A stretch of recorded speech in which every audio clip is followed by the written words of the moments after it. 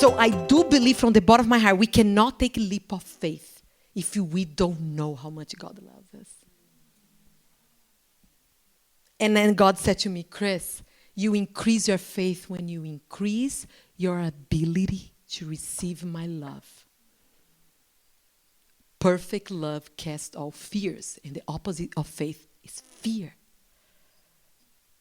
So I realized, why am I not feeling your love? Because God's love is a subject that we it's so hard to talk about. We cannot grasp. I never grasp. It's this unconditional love that is beyond. I can grasp a little bit with my relationship with my daughters, how much I love them, how much I'll do anything for them. It's beyond that. Can you imagine? He loves us beyond our mother instinct. Like how? How can I? And then I realized how I was projecting, how I was hearing God. And I'm going to explain how I was hearing God, I'm going to share a little bit of my past and how my past experience will influence. I grew up in Brazil. Brazil, for those who don't know, we have this really romantic, passionate culture. So, we are Latins. Have you heard about the Latin lover? There is a reason for, right? A Latin lover can say to you in a day what you wish their North Dakota husband tells you in a year. I had guys, I had boyfriends before my husband. I didn't care for any of them. Sorry, I never told you that. But I was hurt. I was hurt by men that promised me and let me down. And maybe in your case, it's not a Latin lover.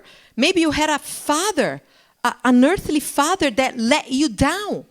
But God's not your father. God's not our past experience. He's God. Be still and know that I am God. So I'm going to give illustrate how I realized I was hearing God. And if it's weird to you, that's how I was hearing God. I imagine like Jesus coming, right? Like a Latin lover with a gold chain. And I open my Bible and I hear, Cris, mi amore. I have plans for you, my baby. Plans to prosper you, not to harm you. To give you a hope and a future. You know, my love, that everything worked out for good for those who love me. So, my baby, trust in me with all your heart, okay?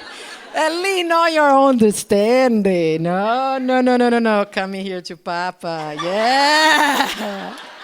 In all your ways, submit to him, to me, and I'll make your path straight. Oh, yeah.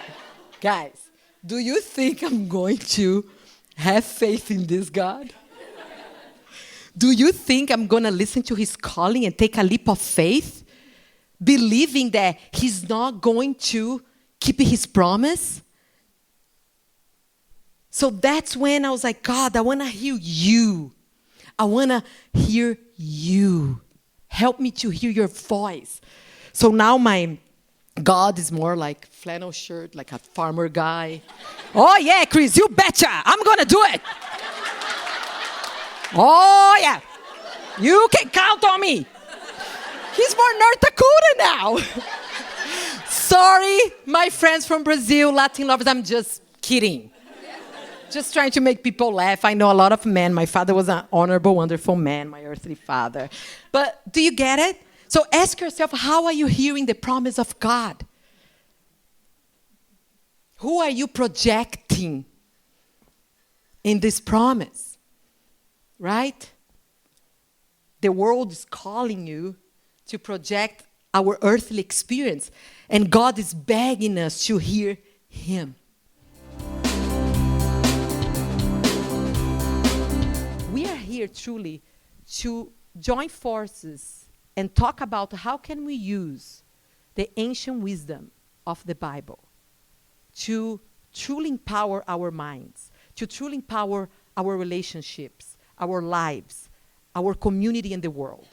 And with that, using this wisdom, share the scientific discovery that back up what is here. What I love about LOL, we have people from many backgrounds, denomination. I personally don't like the word denomination because it means learned this with Jaina, means divine nations, and we are all one. I absolutely love the passage in the Bible that say, there is no men and women, no black and white, no Jewish or Gentile. We are all one in Christ. And for those here that doesn't even know Christ, or I know there is one person here that said, I don't even believe, like I'm almost an atheist.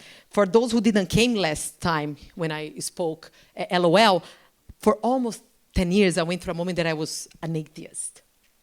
Kind of atheist. I didn't know. I was so hurt by this God that I believed was the God, and that I totally disattached, and I went through many religions. So I do have a heart, and I want you to, if it bugs you when me or Jaina talk about Jesus or God, go to the fact that we are talking about a belief system.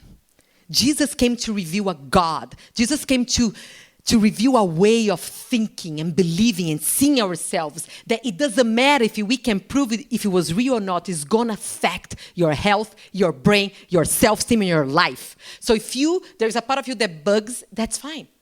Go to the belief. Like if I start believing that there is a loving God, if I start believing that there is a God that can help me to move mountains, how am I going to walk? How am I going to relate with others? How am I going to work? How am I going to share? How am I going to live? So go to the belief system. Okay, so I don't want anybody to feel like that you're not part of. Let's always make room for everybody. And I believe for many years that by changing someone's thought, I change their emotions. By changing their emotions, I change their behavior. But when you receive a call that your father is dying from cancer, your daughter maybe is not going to survive, I am sorry. Don't tell me that I need to think positive. Okay? Don't tell me that. So that's when it was a moment that I let go of everything. I realized that I had a pretty good education, but it would take me years to get over it. I learned about Freud. I learned about Jung. But nobody taught me. What can I learn from Jesus about mental health? What can I learn with Moses about leadership? What can I learn with Mary about family values? I wouldn't be an angry stay-at-home mom if I would learn back then. I came from a background, my profession is I'm a psychologist. I grew up in a big, fat, loud, Catholic Brazilian family of 6 kids. I'm the last one of 6, which means whoever were available changed my diaper. My grandmother was this sweet and really devoted Catholic. And I remember that I was deadly afraid of her God. Deadly afraid. I remember that she used to have this saying. She said, okay, if you don't want to confess, that's okay. But I'm going to go to my room, and I'm going to pray. Always have a pause after the pray. And when I pray, God listens. For 10 years of my life, I was between being an atheist or a completely lost woman that had no clue, was trying to find something to fulfill my heart. I went through so many religions. I'm going to confess something again that I never did to anybody. I ended up in Scientology in Beverly Hills. That's how lost I was. I went to 3 sections, then I'm like, okay, Tom Cruise is not here, I'm out. And then I had this dream. I think my soulmate is in LA. And my friend that was single friend in LA said, girl, I'm a single woman in LA. You said that this angel said that your soulmate is here. Let me tell you, you didn't have a dream, you had a nightmare. 3 months later, I was in a party, and this woman, that she was a producer, she started talking to me, and she was like maybe 60-year-old, and I don't know if you know, when you were single and you go to a party and you're looking for a soulmate, you don't want to talk with 60-year-old woman. You are an actress, are you? And that's exactly what I am. I said, do you know who I am? A crazy woman. That's who I am. And I told her my dream. And this woman, which I didn't know, was my husband back here in Fargo, business partner. She looked at me and she said, you had this dream? I know who is your soulmate. His name is Bill, and he's from Fargo, North Dakota. And then she said, no, let's call him. Call him. Tell him to come and visit you in LA. And then she gave me the phone. He didn't answer when he read to his male voice. And I just got the phone and said, hey, my name is Chris. I'm from Brazil, and I think I'm going to be your wife. True story. 6 months later, we were married. And I left all my life, my career, and I moved from Brazil to Fargo, North Dakota. I didn't know anybody in town. I didn't have one friend to call. I didn't have one Starbucks friend. Do you know what this means? Starbucks friend is the best. It's the friend that you call and whatever you share with her, she's like, you're right, I agree. You're right, I agree. Sometimes I just want to vent. I just want to badmouth my husband. I didn't want a friend say, oh, you got to think about his side. No, I want a Starbucks friend. That whatever I say, she's like, you're right, you're right, you're right, you're right. I knew it wouldn't be easy. And then I moved here, tried to adapt to a new culture. I got pregnant right away. I gained 60 pounds in my pregnancy. My father was getting really sick in Brazil. He was the love of my life. And then my husband and I, we just weren't understanding each other. I came from this culture that we all about passion and, express love and romance. My father is a huge romantic man, like Don Juan. So here, I'm with my husband, and I just wanted him to express more. Like in Brazil, you hug and kiss in public. And I remember, if you haven't heard the story, I was in a bank in a line, and I'm like, okay. I start kissing my husband, like that's what we do in Brazil, and I remember he's like, psh, this is PDA, don't do that. Like I felt, what is PDA? Like I felt like a cop would put me in jail. That I need to raise my hands up. And I remember the day that I was like, truly, it's funny, but I was like, this is not gonna work. This guy doesn't talk my language. And I looked at him and said, you are not romantic. You don't express, you don't love me, because that's the way that I grew up. So we gotta always be careful. Things that we carry from our past, the way that they teach us, and the question that we gotta ask ourselves is this serving me today? Then I remember saying, you don't love me, you are not romantic. And he looked at me, he said, of course I'm romantic. Of course I love you, I am romantic. I take the garbage out. I help you with the dishes. And I remember thinking, what is he talking about? Right? Until the day, so we ended up in a beautiful process of truly learning from each other and understand that we have many languages of love. So today, when he takes the garbage out, I'm like, look at him. He's taking the garbage out. Amazing grace, how sweet the sound that saved a wretch like me. I once was lost. When I was down on my knees that day, my daughter was in the hospital, and I didn't know if she would survive. And that was one of the most powerful moments that I remember, that I came down on my knees and I'm like, God, lead my life. Show me what is a life with you leading. And I didn't know 10 years ago, because back then I want to divorce my husband. I want to move back to Brazil. I wanted my daughter to be alive. I want to believe in myself. I was so broken. I didn't know that God had plans for me, a girl that didn't have a Starbucks friend, to be the founder of a non-profit in town called Women's Impact, that we connect to women. I didn't know this, but he knew. He knew that today, August 2015, I'm going to celebrate 10 years with a man that I love. I love him more now than I loved when I met him. He knew that my daughter would be playing and drive me crazy. And she would be healthy. He knew that I would be standing here today, sharing what he did to me when I allowed him to lead. So I do love science, I do love psychology, I still study, but it's more than ever we need to bring faith in God into the schools, into the hospitals, to save people's lives. It's about who's with me. And more mental health professional start study what this belief can do in women's life and men's lives, I do believe now more than ever the teaching of Christ, it's so powerful. It's one of the only hope we have to transform our world. In the Gospels, when you look at Jesus, he takes this wild group of guys. I mean, like, seriously, have you read the Gospels, really thinking about what they were like? They're pretty rough. I mean, they're like these fishermen, and they made a lot of messes, and they didn't do it right.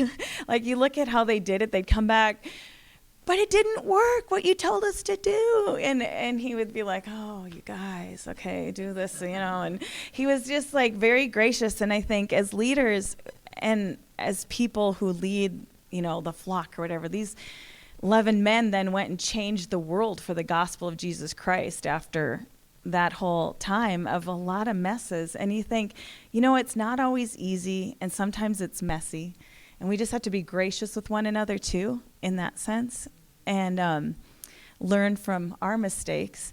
It's never too late to say, today I'm making a choice. I'm going to just partner with God and just start seeing some things change.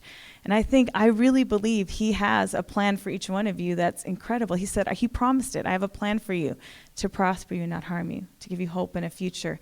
And in those plans, there will probably be pain and hurt. But he's also a God that redeems the time, and he takes back and brings some reconciliation. Look at his promise. And I love this one. This one, actually, I've been meditating on over and over the past month. Trust in the Lord with all your heart and lean not in your own understanding. In all ways submit to him, and he will make your path straight.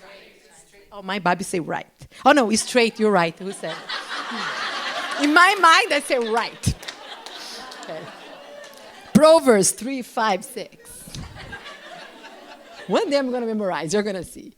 And I love this promise, right? So I was talking to God, and I was like, God, I know faith comes by hearing your word. Why? I know your promise. Why I hear your promise? I go through phases, and I'm in a good phase or another. I wake up 5:30 before everybody, and I read the Bible, and I meditate on it, and I talk to God. I'm like, I'm doing everything, even though said it's not by works, it's by faith, right? And I was like, why am I doing wrong? Why I cannot have a faith and move mountains? Why sometimes it's so hard? And I don't know, what is the mountain that you want to move? Just close your eyes for a second and ask God, what is the mountain that I need to move? That I need to, not me, but believe that you will move. What is the mountain? Maybe you want to restore your relationship. Maybe you have a dream that God's put in your heart, and he wants you to take a leap of faith, and maybe you got to move to forgive someone or to allow yourself, I just feel strongly in my spirit, like allow yourself to let go of what you cannot change anymore and give yourself the gift of a new life. A lot of us, we are stuck in the past. We don't allow, and faith is believing what we cannot see. And the wisdom in the Bible that I'm learning every day in my life is not about me. God, to empower Moses to go and receive this calling, God didn't say, Moses, like we do a lot in women's empowerment, including myself. Many times I did this, and I still do sometimes. God wasn't like, Moses, you can do it. You are fearless. You are fierce. You are powerful. You go, guy. He didn't. He said, you go, and I'm going to be with you. It's not about you. It's about who is with you. And I am with you, and I am God. How can we have a faith leap? How can we have the faith like in Matthew 17:20?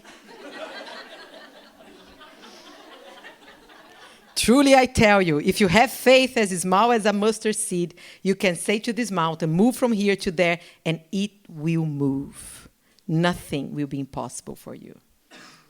Can you look at the person beside you and say, nothing will be impossible for you?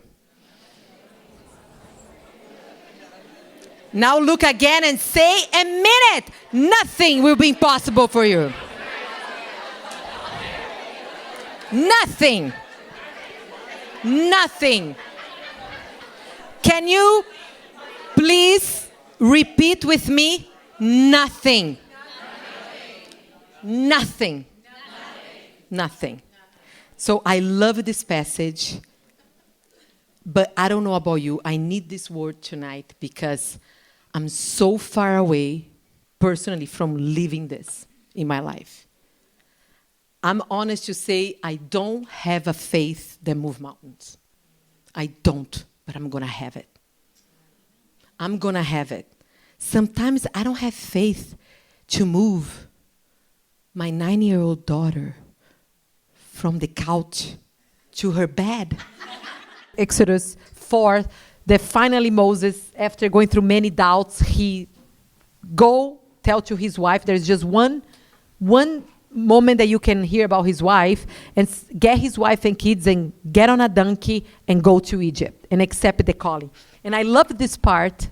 Actually, what truly inspired me this word is more Moses' wife, because that woman, contrary to him, she didn't even doubt. Like as a woman, when I read the part that he got his wife and kids got on a donkey, as a woman, I was waiting for the next lines, her saying, "Are you kidding me, Moses? Do you want me on a donkey? Like if it was a camel, maybe." But woman had such a faith in God that she just got on a donkey. So I just feel here when Jana was talking that a lot of people, God has been calling you for something. Maybe you want to start a blog and start sharing something, or writing that book, or start a nonprofit helping, or restore your marriage, or whatever resources you have, get on the donkey. Okay? If you don't have a camel, get on the donkey. Write 1 page a month, but start your blog this month. So remember that. Think about the challenge as you invite God to lead your life. Do one thing this month. One little thing to truly say to God, I'm listening to you and I'm following my calling.